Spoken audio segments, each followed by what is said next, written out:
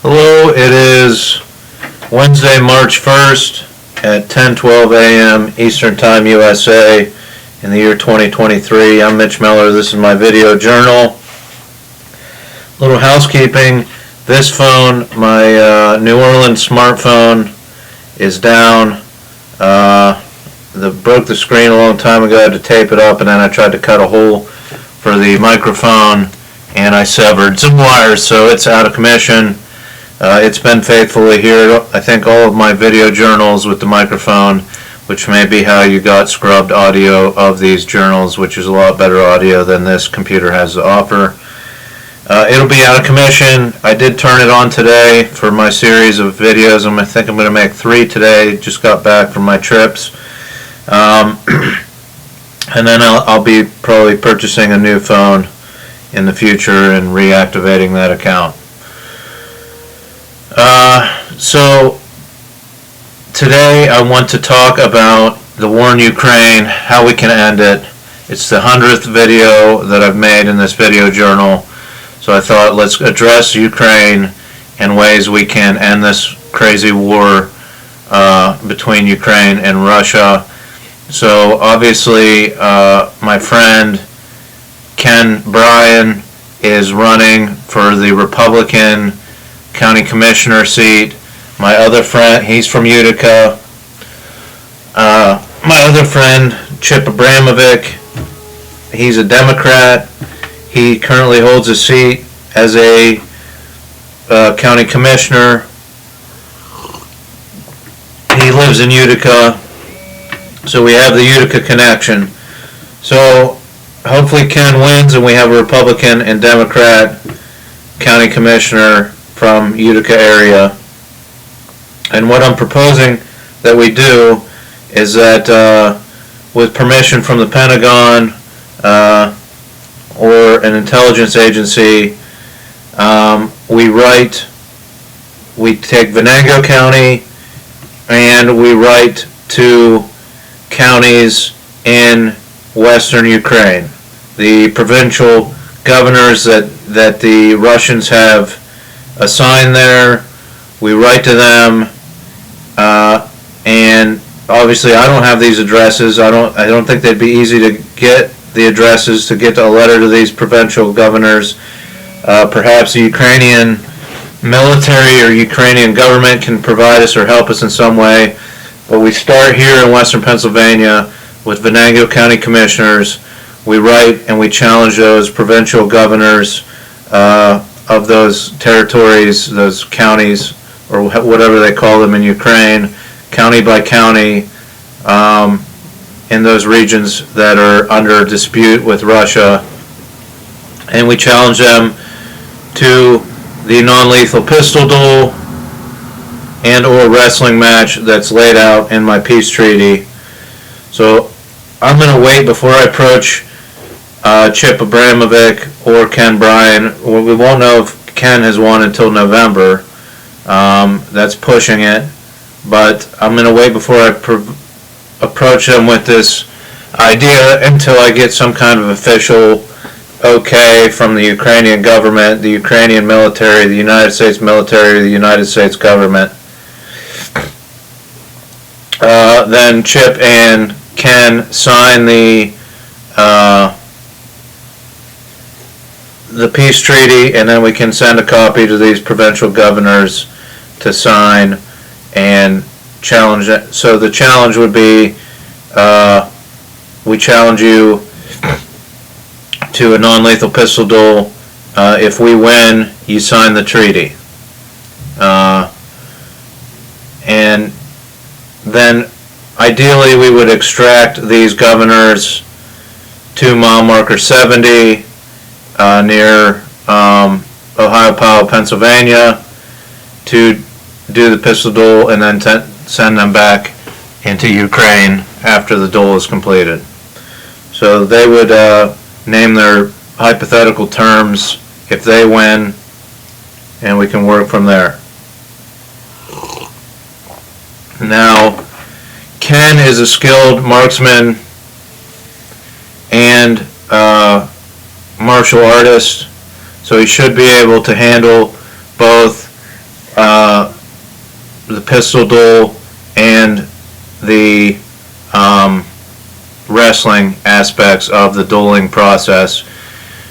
Chip is a skilled marksman, but he did not grow up with a wrestling or martial arts background, so I would volunteer to take the wrestling part of it, the wrestling segment of so I would wrestle in Chip's place, if that's allowed, if a substitute is allowed by the Russian military or its counterparts.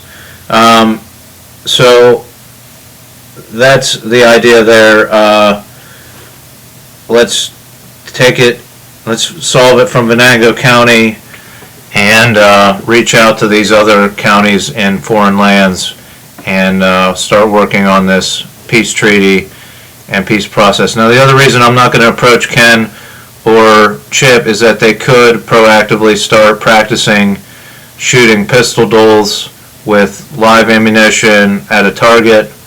I don't want to give them that leg up on any of the provincial governors. So once we have verification from these provincial governors, then we'll start training at the same time. They can practice their pistol dueling in Ukraine, and Ken and Chip can practice here in Utica, back in Utica, so that they have roughly the same amount of hours, or at least the same amount of days to prepare.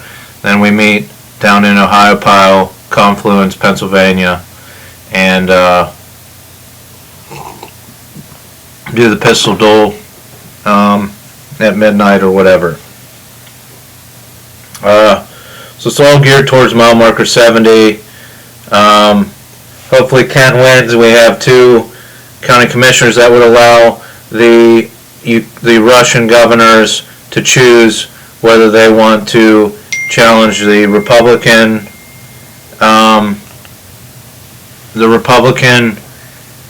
commissioner or the Democratic commissioner, the conservative or the liberal commissioners. So they'll have a choice which party they want to go up against in a duel, and that could affect what their criteria is if they win the duel, as far as political favor or whatever they want to discuss. So that's one step to the Ukrainian peace, is that we go local and do it county by county and get it done, since the federal government isn't going to act. And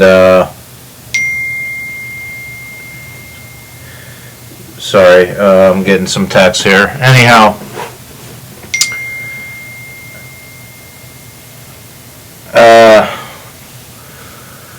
the other thing I wanted to discuss is my trip to Europe in June.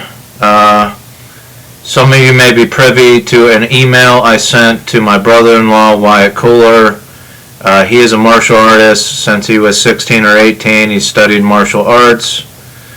I challenged him to a match to raise funds to make the short film I want to make about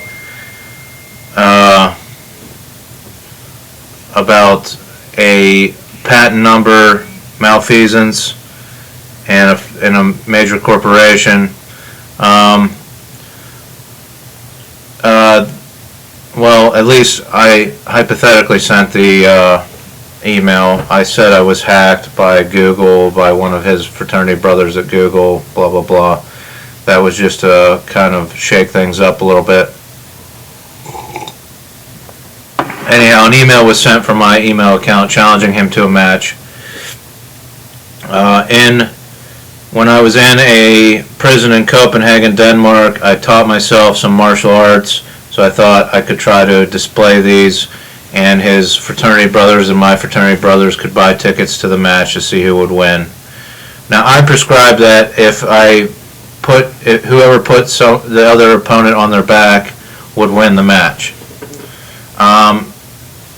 What I'm trying to do here now is say, let's get this peace treaty signed by every nation in the world, right?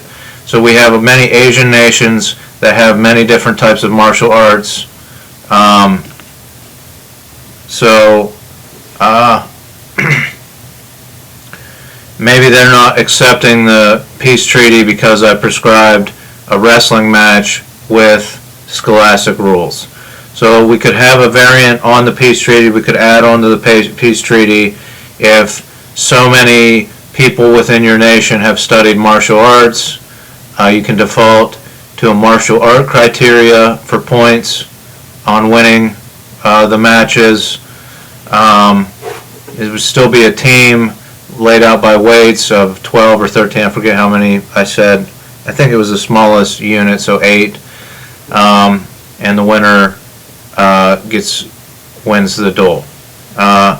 So what I'm proposing here is that while we're on a river cruise in Europe, martial artists and government officials in Asian countries, the Pacific Rim, stuff like that, either meet there or meet in Europe, if they're permitted in Europe, to discuss the criteria of points for scoring a universal martial arts match.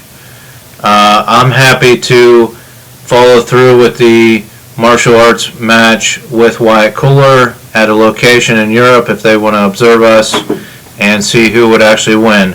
The person that was trained in wrestling from the age of 5 to 18 and then worked on some martial arts techniques in a prison in Copenhagen for a month.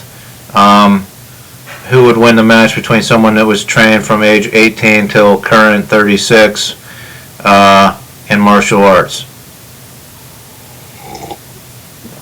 to see how they approach each other in the match, and we could apply the universal scoring system to that match to see if the wrestler can adhere to martial arts points getting strategies.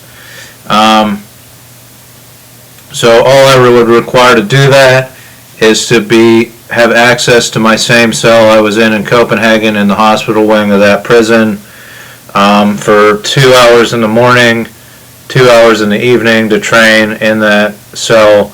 We'll say the entire month of May.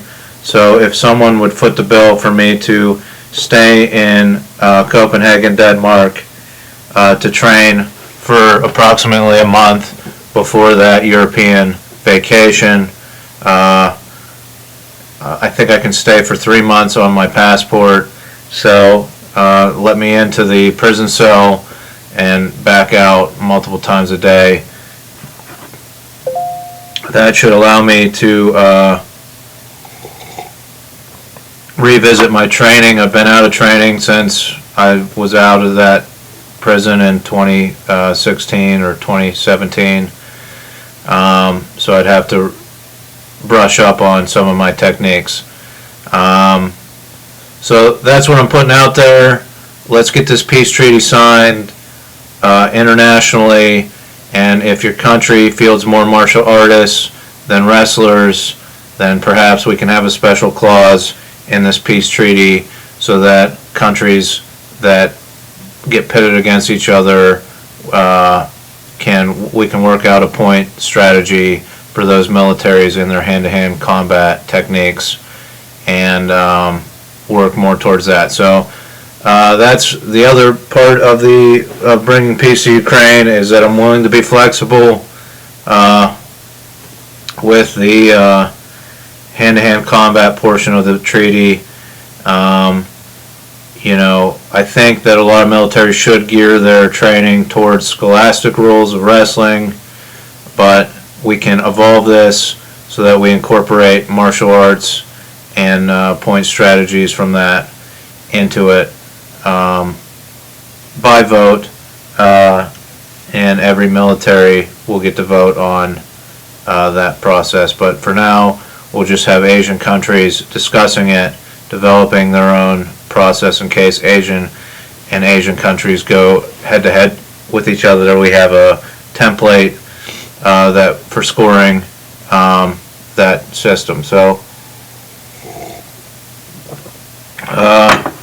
you know, I think Wyatt wants to be on vacation. I don't think he's going to agree to have a match at every location we stop at every night on the river cruise. I'm in for whatever. If we want to display and see what these matches come up against, or we could work on another time for me and Wyatt to come to Asia or Europe and have this wrestling martial artist match. That's just my proposal for now. So those are the strategies that were bouncing around in my head to try to bring peace to Ukraine. Let's get these peace treaties signed. Let's go county by county in eastern Ukraine. Every county versus Venango County, Pennsylvania. Those are the only politicians I have access to. All other politicians are cowards that hide behind their office and don't act. They spy on their domestic citizens. They spy on their foreign counterparts. Even though the Bible says don't covet thy neighbor, they continue to promote spying all around the globe. They're cowards, and I'll tell them to their face if Biden would just put me in the chair to go be confirmed for chairman of the FCC. But Biden's a coward as well. So I drove on his parkway in Scranton on my trip to Hunter Mountain, New York, and hopefully he got the message. So I had some vivid dreams that kind of made it seem like I was yelling at Congress and law enforcement about the right to trial by jury. So I think it's getting to the right people, and hopefully that continues to spread, because this is not the way the country of the United States is supposed to operate. Thanks for watching.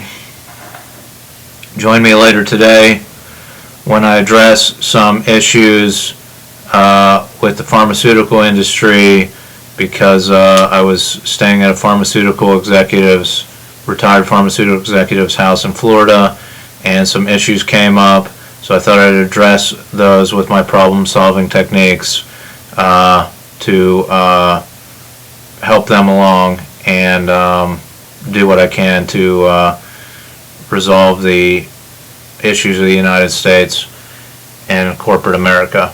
Thanks for watching, and join me later today for those two videos.